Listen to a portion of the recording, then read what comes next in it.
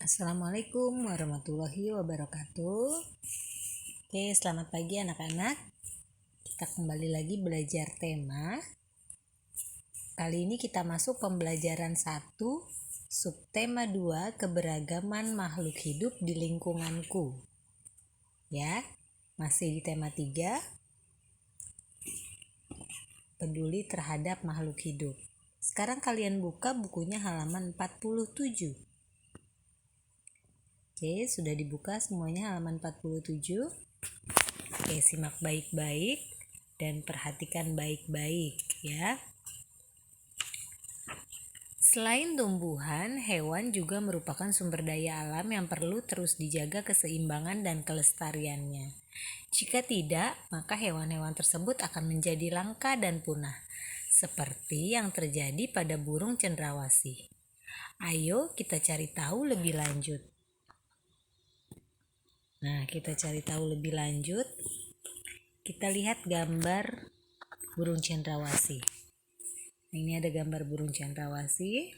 Sekarang kalian membuka kembali halaman 48. Tulis paling sedikit 4 pertanyaan tentang burung cendrawasih di atas. Ya, di halaman 47 tadi. Berikanlah pertanyaan tersebut kepada teman di sebelahmu untuk dijawab. Diskusikanlah jawabannya. Kamu buat pertanyaan tentang gambar burung cendrawasih yang ada di halaman 47. Nah, sebelum membuat pertanyaan, kalian baca dulu teks berikut. Burung cendrawasih disebut juga sebagai burung surga. Burung yang menjadi maskot Papua ini memiliki warna bulu yang indah. Bahkan kabarnya karena keindahannya itu juga, burung ini jarang turun ke tanah, lebih sering terbang dan hinggap di dahan pohon. Warna bulu cendrawasih yang mencolok biasanya merupakan kombinasi beberapa warna, seperti hitam, coklat, orange, kuning, putih, biru, merah, hijau, dan ungu. Burung ini semakin molek dengan keberadaan bulu memanjang dan unik yang tumbuh dari paruh, sayap, atau kepalanya. Warna yang bermacam-macam menjadi salah satu penanda untuk mengelompokkan jenis mereka. Habitat aslinya di hutan-hutan lebat, yang umumnya terletak di daerah dataran rendah dan hanya dapat ditemukan di Indonesia bagian timur. Burung cendrawasih mati kawat adalah jenis yang menjadi identitas Provinsi Papua. Masyarakat di Papua sering menggunakan bulu cendrawasih sebagai pelengkap atau hiasan dalam pakaian adat mereka. Keberadaan burung cendrawasih kian lama kian terancam. Perburuan dan penangkapan liar serta kerusakan habitat menjadi beberapa penyebab utama. Bulu cendrawasih juga diperdagangkan, digunakan sebagai penghias topi wanita di Eropa. Tapi kini burung cantik ini menjadi satwa yang dilindungi. Beberapa jenis cendrawasih yang masuk dalam daftar dilindungi antara lain cendrawasih kuning kecil, cendrawasih botak, cendrawasih raja, cendrawasih merah, dan tua. Nah, jawablah pertanyaan berikut berdasarkan cerita di atas. Ya, berdasarkan cerita yang tadi kita baca, yang tadi Bu Intan bacakan, kalian jawab pertanyaan-pertanyaan ini. Ada 5 pertanyaan, 6. Ya, lanjut halaman 49. Kamu jawab ya pertanyaan-pertanyaannya. Sekarang kita lanjut ke halaman 50. Oke, yang pertanyaan tadi nanti kalian kerjakan ya. Halaman 50 sudah. Pilihlah hewan yang paling menarik buatmu. Lalu buatlah daftar pertanyaan Daftarmu harus memuat tempat tinggal hewan, di mana dataran tinggi, dataran rendah, atau pantai. Kemudian manfaat hewan tersebut dan cara melestarikan dan menjaga keseimbangan hewan tersebut sebagai sumber daya alam. Ya, kemudian ciri-ciri hewan atau bagian hewan tersebut. Ya. Jadi sekarang kamu pilih hewan yang menarik,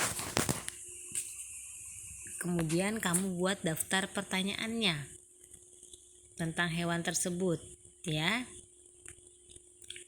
Selain cendrawasih, masih banyak hewan lainnya yang harus kita lindungi. Di sekitarmu tentunya banyak hewan yang menarik perhatianmu. Ayo kita belajar lebih banyak mengenai hewan.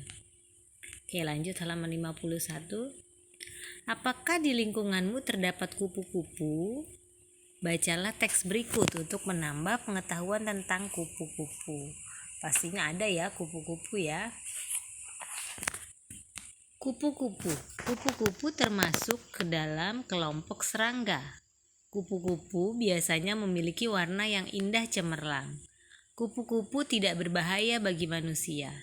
Daur hidup kupu-kupu bermula dari telur yang melekat di daun, kemudian matang dan menetas setelah 5 sampai dengan 10 hari dan menjadi larva atau ulat.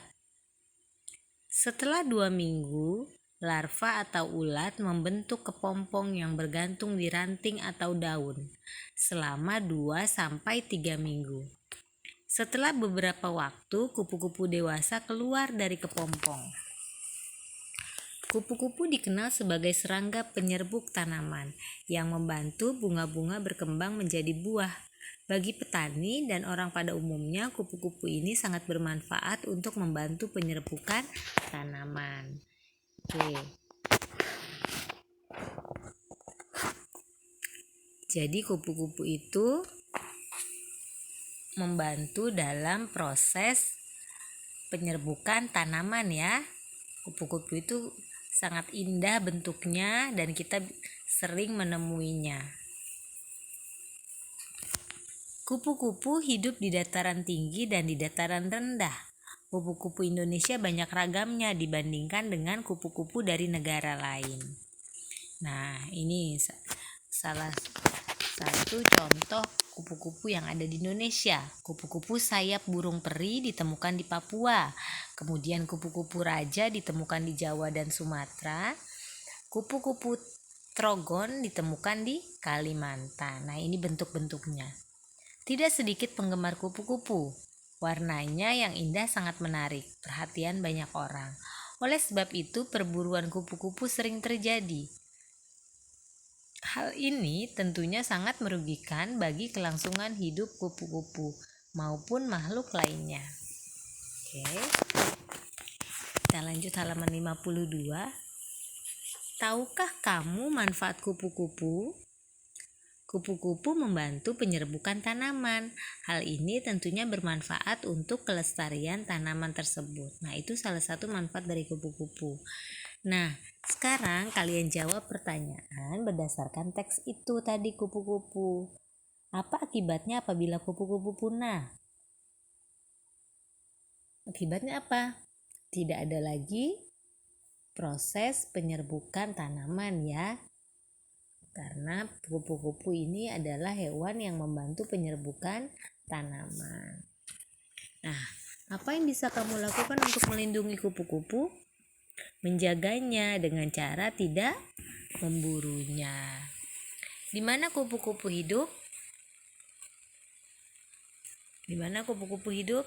Kupu-kupu hidup di dataran tinggi dan dataran rendah. Oke. Kalian tulis ya di situ ya. Kamu telah mengetahui tentang manfaat penting hewan bagi keseimbangan lingkungan. Nah, sekarang kamu bisa ikut berperan serta untuk menjaga kelestarian hewan dan membuat poster. Buatlah sebuah poster yang berisi ajakan untuk menyayangi dan merawat hewan. Kita sudah pernah di tema sebelumnya belajar membuat poster ya, masih ingat tentunya. Nah, sekarang waktu itu membuat posternya tentang energi. Nah, sekarang kalian buat poster tentang hewan. Nah, pilih satu jenis hewan yang kamu sukai. Buat posternya dengan memperhatikan kriteria berikut. Di poster itu harus berisi informasi tentang nama hewan dan ciri-ciri khususnya. Ya, kemudian habitat hewan di mana pantai, dataran rendah dan dataran tinggi. Manfaat hewan tersebut bagi masyarakat sekitar apa? Nah, itu isi posternya, ya, informasi-informasi itu. Nanti dibuat ya, Nak. Boleh buatnya di kertas HVS atau kertas gambar atau buku gambar, boleh. Kalian hias yang bagus. Oke. Kita lanjut ke halaman 53. Keberadaan hewan saat ini penyebab hewan menjadi langka. Jika hewan pilihanmu adalah hewan langka. Oke, kemudian ajakan berupa upaya-upaya untuk menjaga kelestarian hewan. Kemudian kalimat yang digunakan harus menggunakan kosakata baku dan kalimat efektif. Nah, ini ya informasinya. Kamu dapat menggunakan karton dengan ukuran yang cukup besar untuk dapat terbaca dari jarak yang cukup jauh. Jika tidak terdapat karton, kamu bisa menggunakan bagian belakang dari kalender bekas. Ya, boleh kertas apa aja. Ya, buatlah postermu semenarik mungkin. Kamu bisa menambahkan gambar ilustrasi atau hewan pilihanmu. Kamu bisa melakukan kampanye untuk teman-teman di sekolah menggunakan postermu dan kemudian dipajang di sekitar sekolah. Ya, kalau nanti sudah sekolah, poster-poster yang sudah kamu buat kita pajang di sekolah atau di kelas. Ya. Sehingga teman-teman akan terinspirasi untuk ikut serta menyayangi dan merawat hewan. Oke, selamat bekerja. Itu tugas membuat poster ya. Nah, ayo renungkan. Sebutkan hal penting yang kamu pelajari. Apa hal penting yang kamu pelajari hari ini? Kalian sudah tahu keberagaman makhluk hidup yang ada di lingkungan ya. Tahu ada burung cendrawasih. Ya, kemudian bagaimana proses kupu-kupu, penyerbukan kupu-kupu ya. Nah, sikap apa yang dapat kamu aplikasikan dalam kehidupan sehari-hari? Jelaskan sikap apa yang dapat kamu aplikasikan, yaitu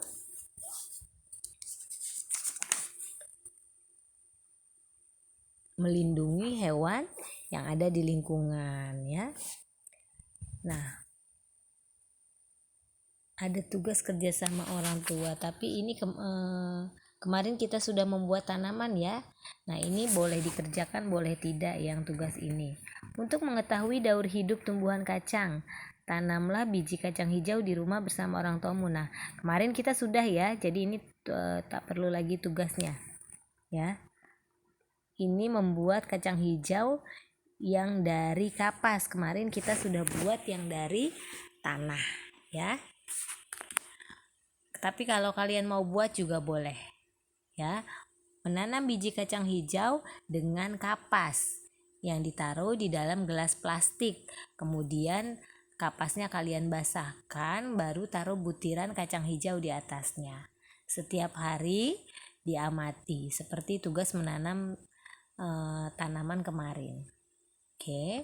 Oke, baik anak-anak.